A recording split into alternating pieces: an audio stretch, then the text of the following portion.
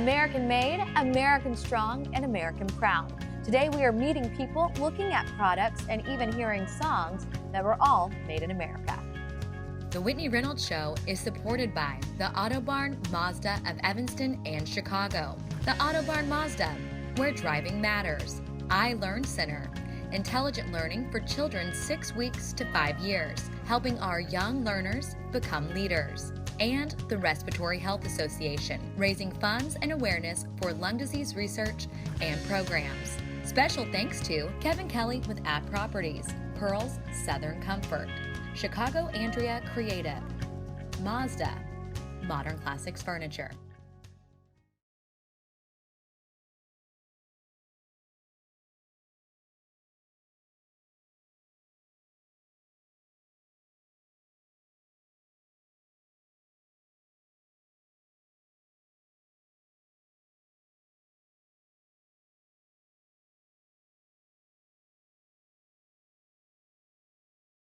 At a time in our country where it's a hot topic whether products are made in America or overseas, we wanted to take a look at what exactly it means to be made in the USA. Not just products, but also people. We are sitting down and talking American made.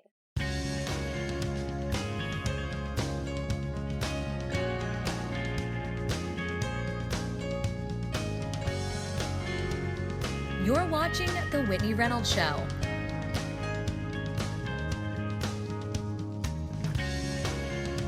Our first guest is a retired drill sergeant in the United States Army and co-founder of Grunt Style, a clothing brand that employs veterans. Please welcome out Daniel Alaric. Today we're talking American made, and you are not only American made, but you also are building up others and a whole company around this concept. How are you doing? I'm doing great. Thanks for having me. Yeah, so let's talk about Grunt Style. How did you come up with this concept? Well, I was in the Army at the time down at Fort Benning, Georgia. I was a drill sergeant, and I had a brand new wife and baby I haven't seen in a while. And wife said, hey, it's time to start thinking about coming home. And I was trying to think what do I do when I get home as a job? And how do I take this amazing amount of pride and patriotism that I'm surrounded by every day from the military culture and bring that with me? How do I keep that connection? And eventually came to the conclusion, if you want to show off your pride and patriotism, put it on your back.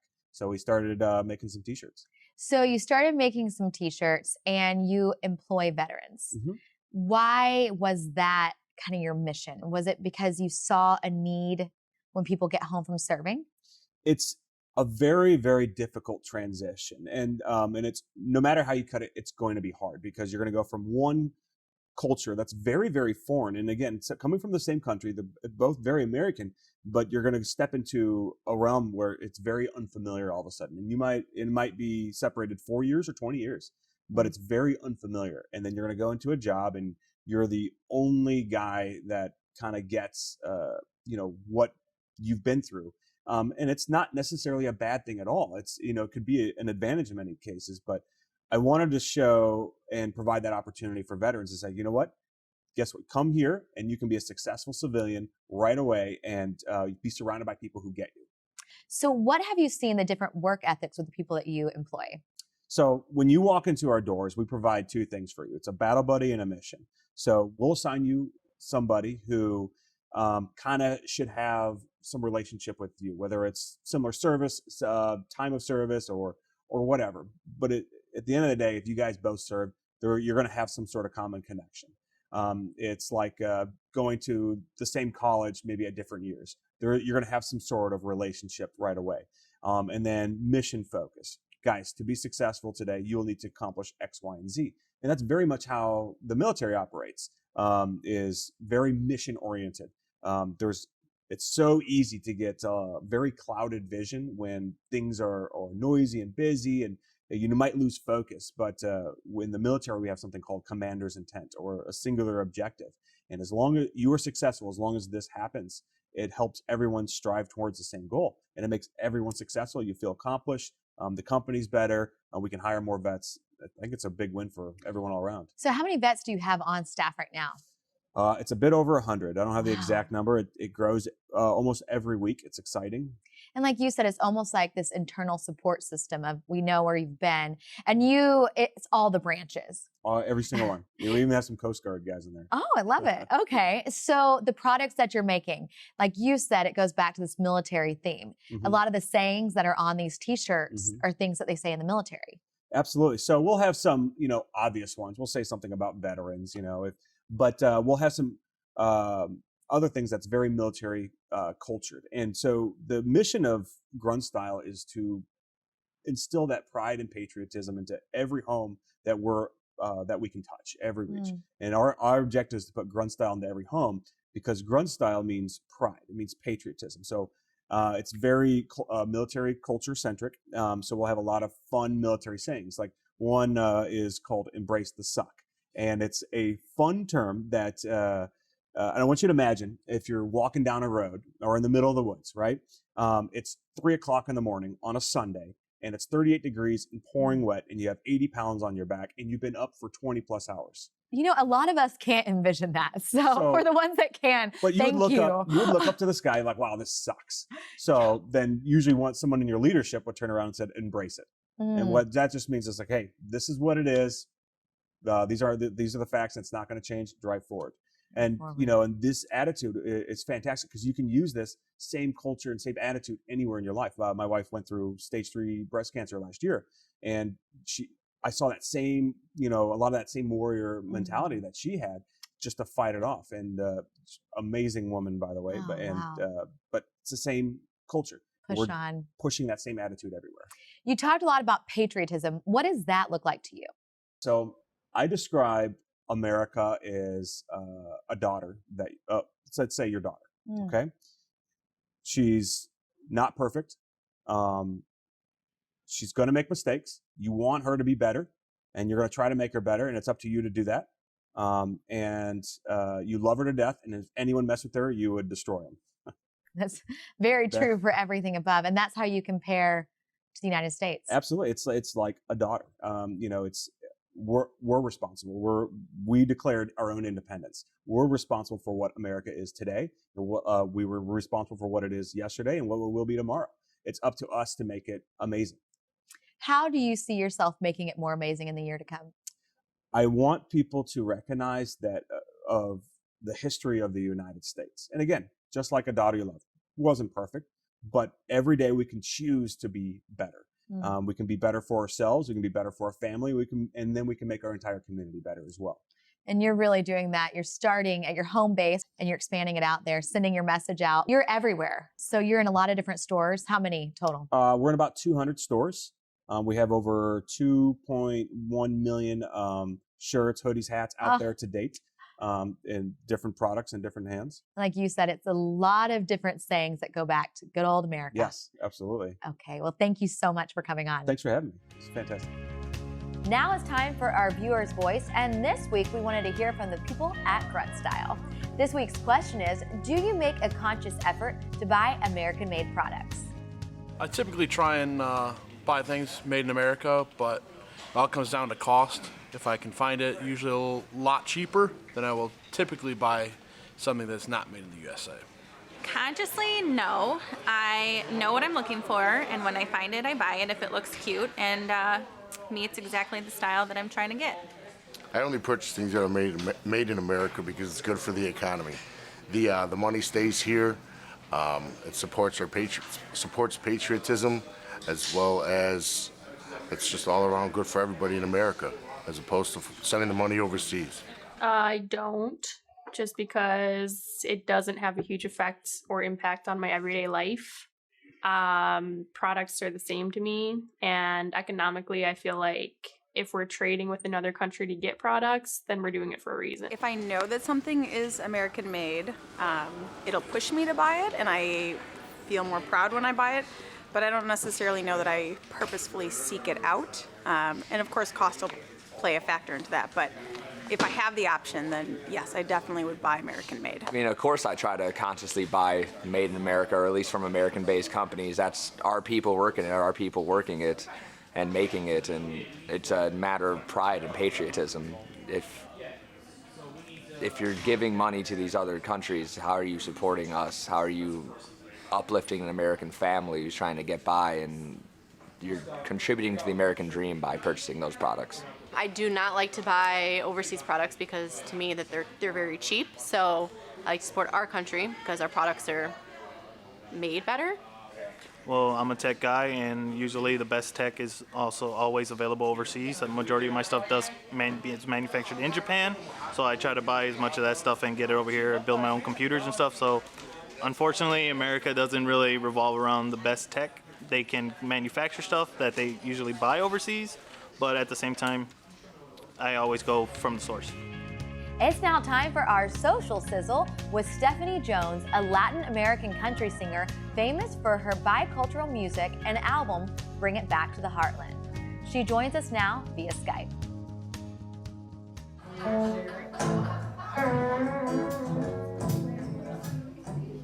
I don't know about y'all, but there's a lot of divisiveness in this country. What I know is we need to bring it back to the heartland, y'all. Hello and welcome to the show. Hi there, it's great to see you. It is nice to have you on. So we're talking Made in America, and you wrote this amazing song that was inspired by our country. Tell us a little bit about your music.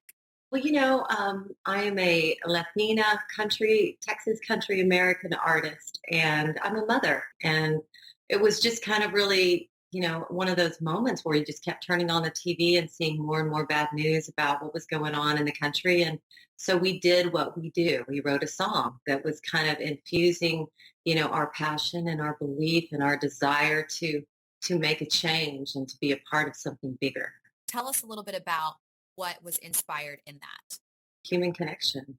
When we connect with that our dollar is our voice, and that every dollar that we spend can really help change and help another family, our kids as well. It changes everything. And so it's really trying to use music, which is such a powerful medium, to connect the listeners to their hearts, to make a difference maybe in their thinking and then eventually in their buying.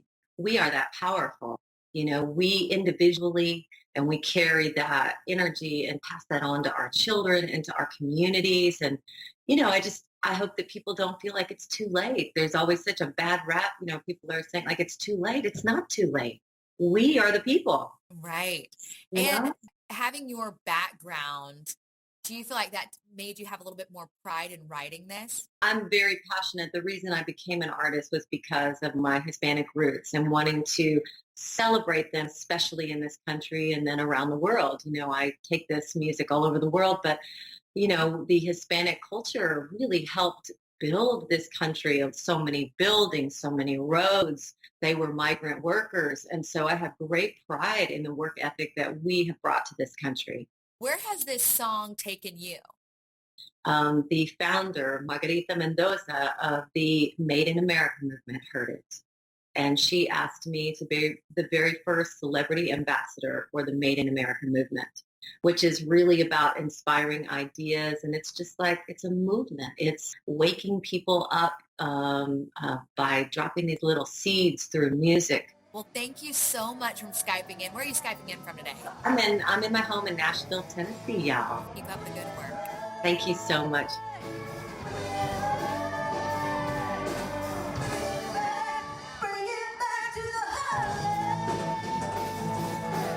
The hot dog was introduced to Chicago in 1893 when Vienna beef debuted theirs at the World's Columbian Exhibition in Chicago. It was a hit. And the next year, Vienna opened its first store on Chicago's near west side. Demand became so strong that Vienna started selling its product to other stores and restaurants around the city. In ethnically diverse Chicago, vendors began to add ingredients to the traditional hot dog to help them sell. German vendors added mustard and dill pickles. Relish and sport peppers, which combined to make a sort of giardiniera, came from the Italians. Vendors on Maxwell Street started turning their produce carts into hot dog carts, with the Greeks and Italians adding tomatoes and onions. By the 1950s, Vienna beef franks dragged through the garden could be found all over Chicagoland. Hot dog stands have become an iconic part of Chicago's identity. Almost every neighborhood and suburb has its shop.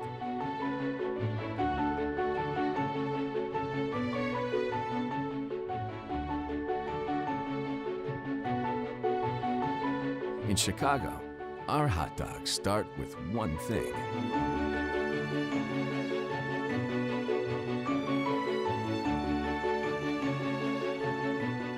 120 years after debuting at the World's Fair, Vienna beef is still the foundation of the iconic Chicago-style hot dog.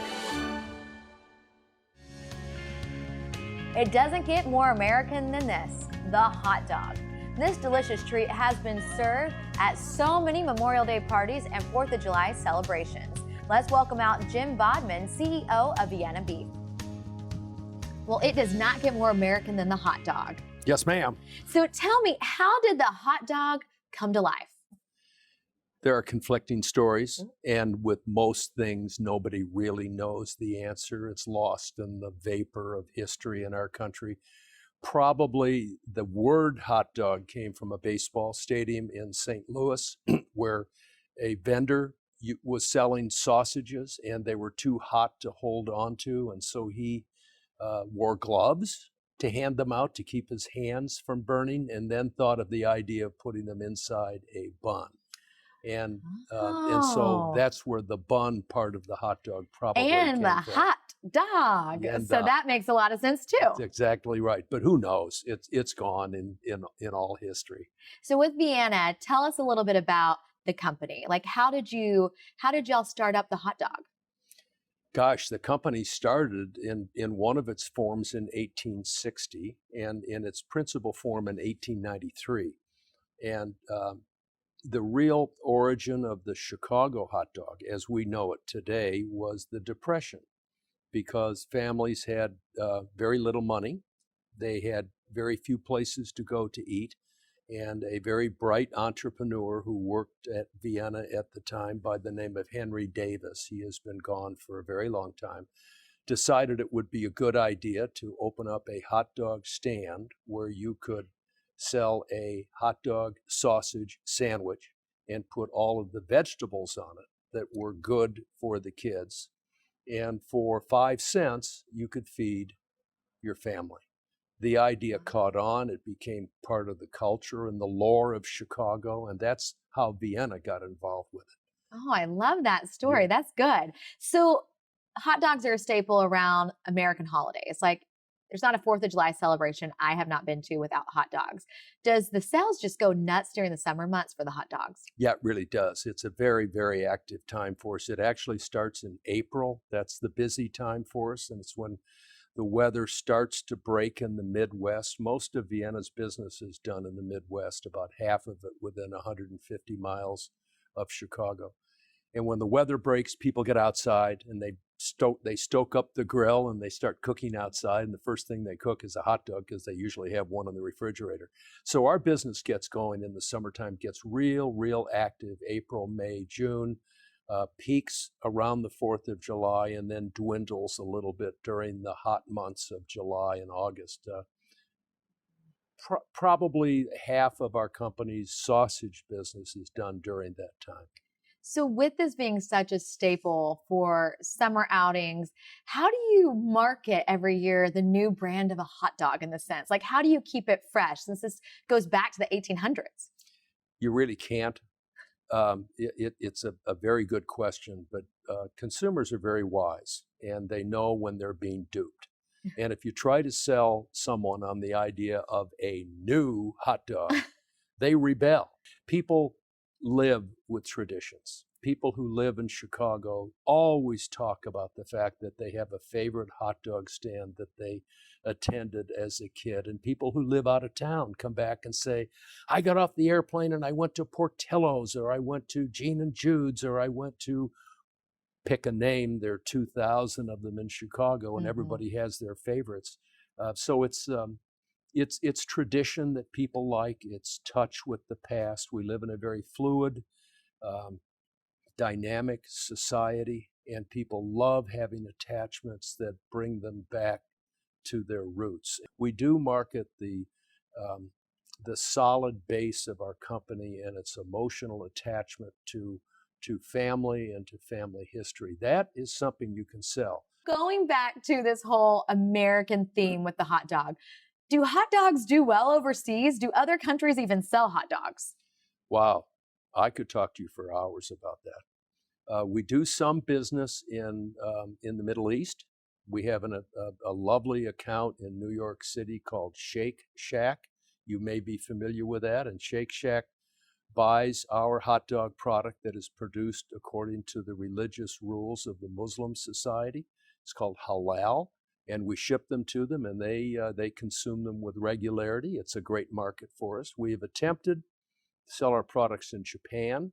I actually took a group of people from Portillo's to Japan about 20 years ago. They signed up a licensee in Japan. Wow. And they opened up hot dog stands all over the place, and nobody bought them. No, they put fish on them. It didn't work.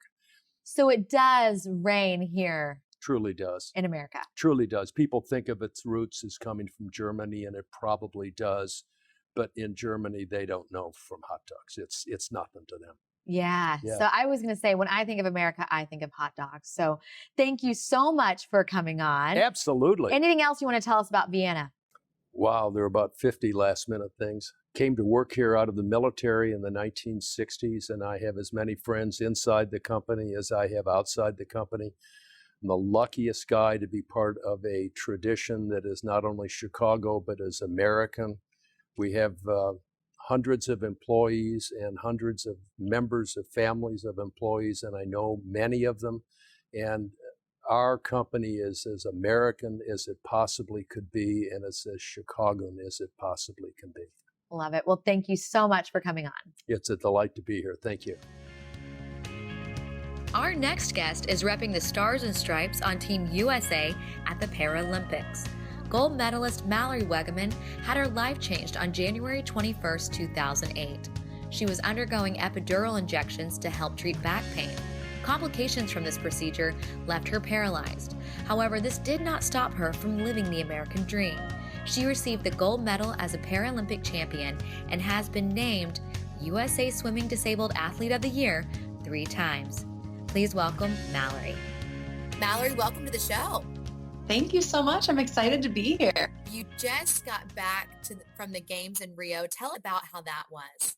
It's always such an opportunity to be on Team USA and represent our country. So it's always incredible in that. And it was a really special games. I had almost all my family down there. And so that component from a personal standpoint was about as much as you could ever hope for. And so it went really well. It was a lot of fun.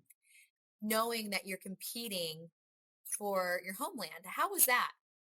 You know, it's every time I've had the opportunity to do it, I think it gets more and more real what it represents. And I think as I've gotten older, it becomes more and more real.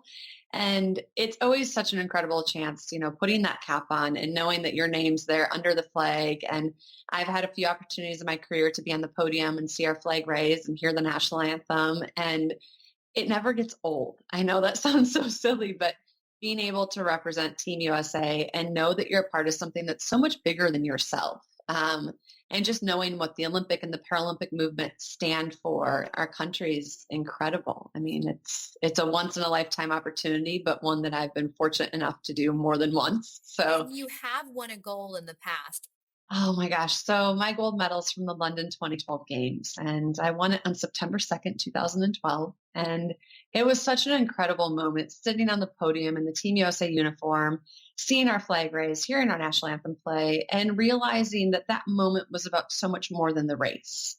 And that moment really just encapsulated the journey and the process of getting there, and knowing that I was there, so many people that believed in me. And you know, we race alone, but we're never alone in that journey or that feat. And it's an accomplishment for so many other individuals as well. Because you really are just pushing the limit and making us all proud.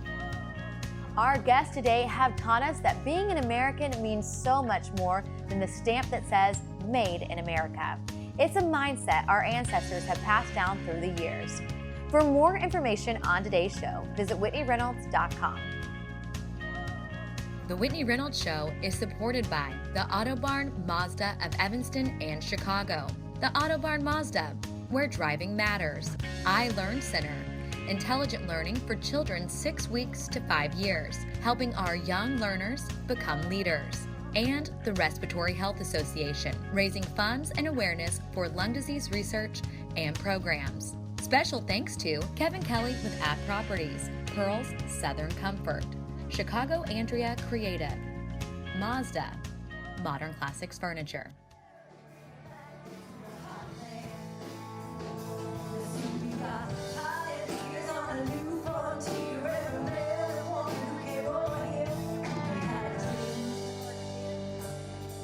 A better life, a better